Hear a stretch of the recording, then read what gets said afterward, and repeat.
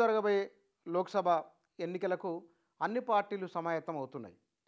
అందులో అధికార కాంగ్రెస్ పార్టీ రాష్ట్రంలో లోక్సభకు అభ్యర్థులుగా ఒక్కొక్క నియోజకవర్గం నుంచి 2 లేదా 3 అభ్యర్థులు పరిశీలనలో ఉన్నట్టు తెలుస్తున్నది.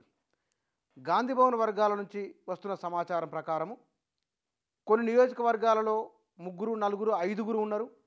కొన్ని నియోజకవర్గాల్లో 2, 3 ఉన్నారు.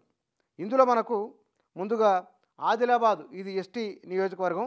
ఇందులో నరేష్ యాదవ్, సేవాలాల్ రాథోడ్, రమేష్ రాథోడ్ వీళ్ళు టికెట్ ఆశిస్తున్నట్టు తెలుస్తున్నది కాంగ్రెస్ నుంచి.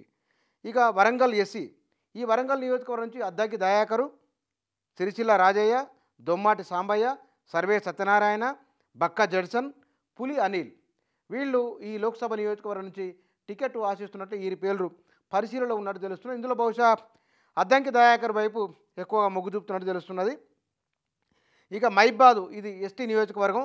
ఈ నియోజకవర్గంలో బలరామ నాయక్, మాజీ కేంద్ర సహాయ మంత్రి బలరామ నాయక్, బెల్లయ్య నాయక్ ఇతను లంబడి హక్కుల పోరాట సమితి తర్వాత పలు సామాజిక ఉద్యమాల్లో ఉన్నారు. రాహుల్ గాంధీ అంటే యాత్రలో తిరిగింది కూడా బెల్లయ్య నాయకే. ఈయన పేరు సీరియస్ పరిశీలనలో ఉన్నది. నెహ్రూ నాయక్ వీళ్ళు 3 మైబాద్ నియోజకవర్గం నుంచి ప్రయత్నం చేస్తున్నారు.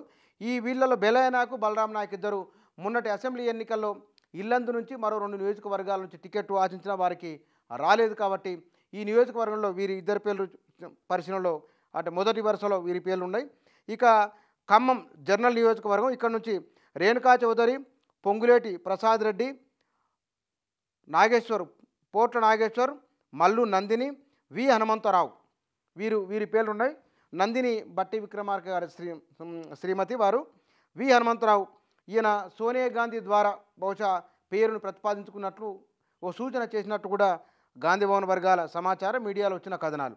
తర్వాత హైదరాబాద్ జర్నల్, ఇక్కడ నుంచి అజరుద్దీన్, ఫిరోజ్ ఖాన్ ఇద్దరు పేర్లు ఉన్నాయి. ఇద్దరిట్లో ఎవరో ఒకరు ఫైనల్ కావచ్చు.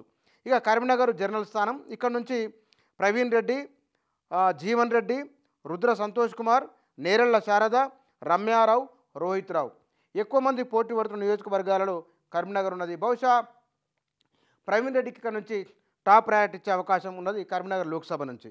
ఇక పెద్దపల్లి ఎస్సీ నియోజకవర్గం, ఇక్కడ నుంచి గడ్డెం వంశీ ఇది వివేక్ గారి కుమారుడు వీరు.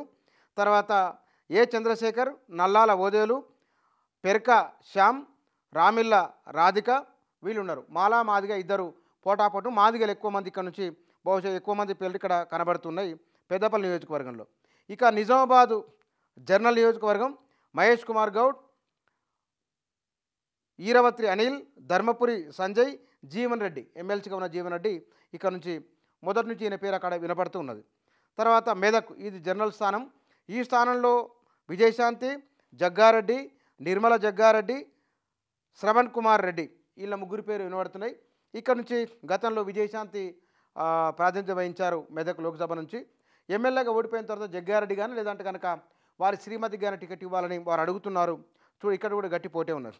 ఇక జహీరాబాద్ ఇది జర్నల్ స్థానం, సురేష్ షెట్కార్ మాజీ ఎంపీ అయిన, ఏనుగు రవీందర్ రెడ్డి, మంత్రి దామోదర రాజనరసింహ కుమార్తె త్రిష కూడా ఇక్కడ నుంచి లోక్సభకు పోటీ పడుతున్నారు. ఇక మల్కాజ్గిరి జర్నల్, ఇది కూడా ఎక్కువ మంది పోటీ పడుతున్న స్థానం.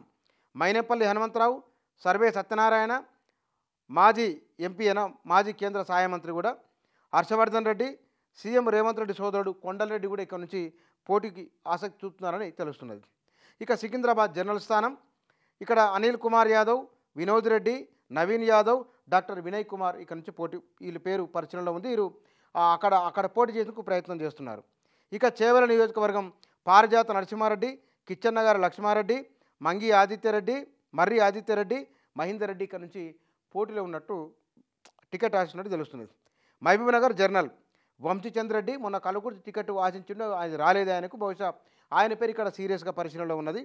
సీతా దయాకర్ రెడ్డి, జీవన్ రెడ్డి, శివసేన రెడ్డి వీళ్ళు పోటీలో ఉన్నట్లు అంటే వీళ్ళు టికెట్ ఆశిస్తున్నారు ఇక్కడ. ఇక నాగర్ కర్నూలు ఎస్సీ నియోజకవర్గం ఇది, సంపత్ కుమార్ అలంపూర్ నుంచి ఆయన ఓడిపోయిండు. మల్లు రవి, చారగొండ వెంకటేషు వీళ్ళు పోటీలో ఉన్నారు.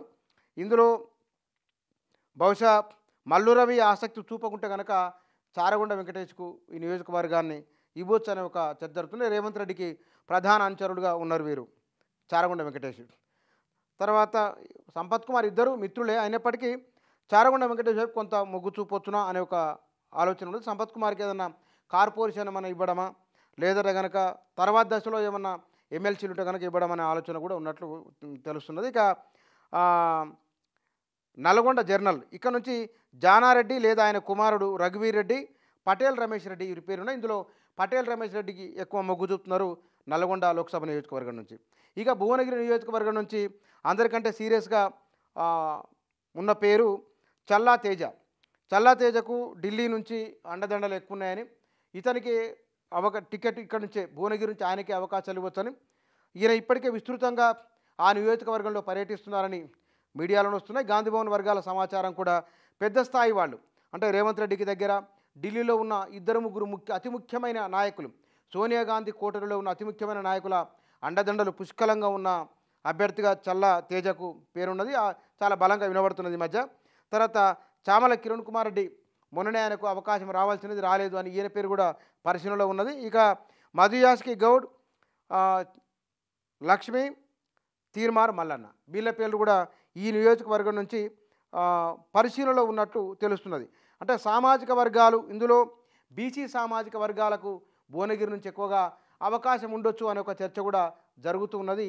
ఇది లోక్సభ కాంగ్రెస్ పార్టీ నుంచి లోక్సభ అభ్యర్థులుగా ఏ నియోజకవర్గానికి ఎవరెవరు ఎట్లా ఉండబోతున్నది ఇదంతా కూడా గాంధీభవన్ వర్గాల సమాచారము, మీడియాలో వచ్చిన కథనాల ఆధారంగా ఇస్తున్న సమాచారమే తప్ప ఇది నిర్దిష్టమైన లేదా వీళ్ళే ఫైనల్ అని చెప్పడానికి లేదు. సరే, ముగ్గురు నలుగురు పేర్లు ఉన్నప్పటికీ ఉండాల్సింది ఒక్కొక్కరే కాబట్టి ఇక్కడ రెబల్స్ లేకుండా ఓట్ల చీలిక లేకుండా ఉండేందుకోసమై తగు జాగ్రత్తలు తీసుకునే అవకాశం ఉన్నది. ఎందుకోసం అంటే ఈ మంత్రివర్గ విస్తరణకు లోక్సభ ఎన్నికలకు దగ్గర లింక్ ఉన్నది.